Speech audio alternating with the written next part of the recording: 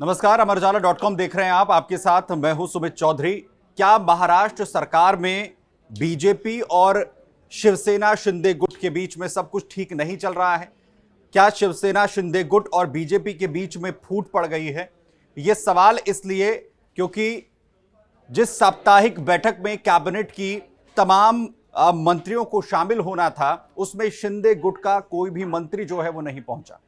दरअसल यह साप्ताहिक बैठक थी और कैबिनेट की इस बैठक में शामिल होने के लिए सिर्फ एकनाथ शिंदे, जो महाराष्ट्र में इस वक्त उप मुख्यमंत्री हैं, वो ही मौजूद रहे।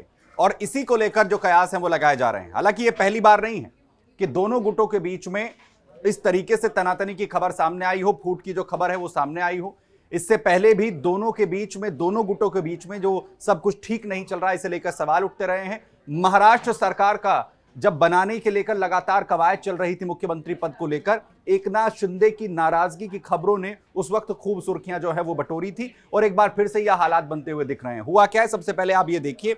दरअसल बताया यह जा रहा है कि आज महाराष्ट्र में होने वाले निकाय चुनाव से पहले महायुति के अंदर जो कलह की यह खबर सामने आई, उसमें बताया गया कि सचिवालय में एक कैबिनेट की बैठक होती है जिसमें उप मुख्यमंत्री एकनाथ शिंदे ही सिर्फ मौजूद यहां पर रहे।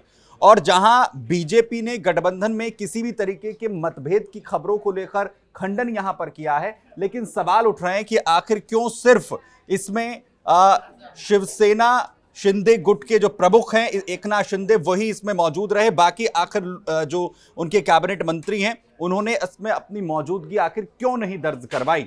बीजेपी बार बार ये कह रही है कि सब कुछ ठीक चल रहा है, लेकिन इस सवाल को ज्यादा हवा इसलिए भी मिली कि जिस दौरान ये पूरी मीटिंग हो रही थी कैबिनेट की, उस दौरान सचिवालय में सभी मंत्री शिंदे गुट के मौजूद थे और वो कैबिनेट की बैठक में शामिल होने के लिए नहीं गए। जो जानकारी मिल रही है उसमें यह बताया जा रहा है कि ये शिवसेना शिंदे गुट की ओर से बीजेपी को एक बड़ा मैसेज देने का तरीका है, जिसमें यह बताने की कोशिश हो रही है कि दोनों के बीच में सब कुछ ठीक नहीं है और बीजेपी जिस तरीके की स्ट्रैटेजी अपना रही है वो शिवसेना के लोगों को स्वीकार नहीं है। दोनों दलों के बीच की जो रार है, दरअसल बीएमसी चुनाव से पहले इस वक्त शुरू हुई है, निकाय के जो चुनाव होने हैं उससे पहले।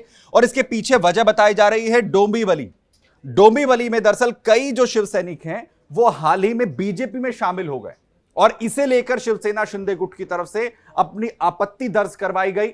बताया यह भी जा रहा है कि जो मुख्यमंत्री हैं देवेंद्र फडणवीस, उनके चैम्बर में जाकर बकायदा शिवसेना शिंदे गुट के जो तमाम विधायक हैं, जो मंत्री हैं, उन्होंने अपनी आपत्ति दर्ज करवाते हुए कहा कि शिवसेना के जो कार्यकर्ता हैं उन्हें बीजेपी में इस तरीके से शामिल कराए जाने पर उन्हें आपत्ति है। ये जो प्रैक्टिस है ये बीजेपी को यहां पर नहीं करनी चाहिए।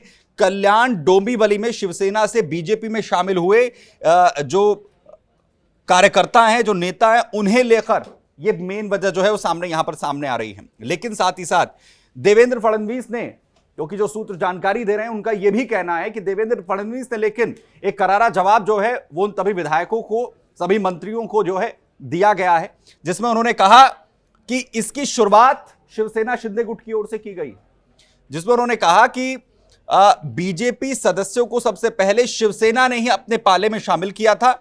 मुख्यमंत्री ने कथित तौर पर यह कहा है कि जब उनकी पार्टी अन्य सहयोगियों के सदस्यों को अपने पाले में लेती है तो भाजपा अगर ऐसा करती है तो इस पर किसी भी तरीके की आपत्ति शिवसेना को नहीं होनी चाहिए।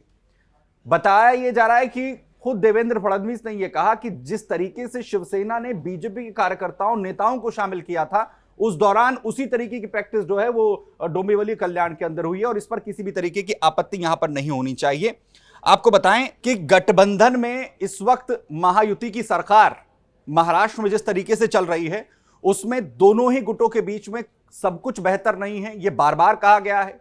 यह नाराजगी उसी दौरान सामने आई थी जब मुख्यमंत्री के तौर पर इससे पूर्व सरकार में एकनाथ शिंदे थे और जब महाराष्ट्र के अंदर मेजॉरिटी में बीजेपी आई तो मुख्यमंत्री का चेहरा बदल दिया गया, देवेंद्र फडणवीस को जिम्मेदारी दी गई और लगातार वो अपनी नाराजगी अलग अलग माध्यमों के जरिए जो है वो सामने आती रही शिवसेना प्रमुख एकनाथ शिंदे की। और उसके बाद एक बार फिर जब अब उन्होंने उप मुख्यमंत्री का पद जो है वो जरूर ले लिया है, लेकिन इसके बावजूद भी सब कुछ महाराष्ट्र की सरकार में ठीक नहीं चल रहा है। एक आपको आंकड़ा भी यहां पर दिखा देते हैं कि आखिर महाराष्ट्र में इस वक्त स्थिति क्या है। जो सरकार में गुट शामिल हैं, दरअसल बीजेपी, शिवसेना शिंदे गुट और एनसीपी अजीत पवार गुट के जो लोग हैं वो महायुति सरकार के अंदर शामिल हैं। इसमें जहां विधानसभा के अंदर बीजेपी की 132 सीटें हैं, शिवसेना के 57 शिंदे गुट की सीटें हैं और एनसीपी अजीत पवार गुट की 41 सीटें हैं। और इसमें से मंत्रियों का जो कोटा है उसमें बीजेपी के खाते में 19 हैं, इसके अलावा शिवसेना के 11 हैं और साथ ही एनसीपी के 9 मंत्री इसमें शामिल हैं। और सभी 11 मंत्रियों में से एकनाथ शिंदे को अगर छोड़ दिया जाए तो सभी इस कैबिनेट की बैठक से किनारा कर गए। और इसी को लेकर यह कहा जा रहा है कि क्या आने वाले वक्त में महाराष्ट्र की सियासत में एक और भूचाल जो है वो आ सकता है। और आपको याद होगा 2022 का वो दौर भी जब एकनाथ शिंदे शिवसेना का जो है पूरी तरीके से हिस्सा थे और उस वक्त उन्होंने कैसे जो है महाविकास अघाड़ी की सरकार से किनारा करते हुए तमाम विधायकों को लेकर तोड़ दिया था शिवसेना से। और उस वक्त 2 गुट बने थे, एक शिवसेना शिंदे गुट और एक शिवसेना उद्धव ठाकरे गुट। बाद में शिवसेना का जो हक है वो दिया गया था, जो सिंबल शिंदे गुट को। और उसके बाद क्या एक बार फिर ऐसा ही बड़ा उलटफेर देखने को मिल सकता है महाराष्ट्र की सियासत में? क्या भूचाल आ सकता है? इस पर नजर लगातार जो नजर है वो हमारी बनी हुई है। ऐसी तमाम खबरों के लिए आप बने रहिए अमर उजाला के साथ। बहुत धन्यवाद। अगर आप ये वीडियो YouTube पर देख रहे हैं तो हमारे चैनल को सब्सक्राइब कर बेल आइकन दबाएं और Facebook पर देख रहे हैं तो हमारे पेज को लाइक करें।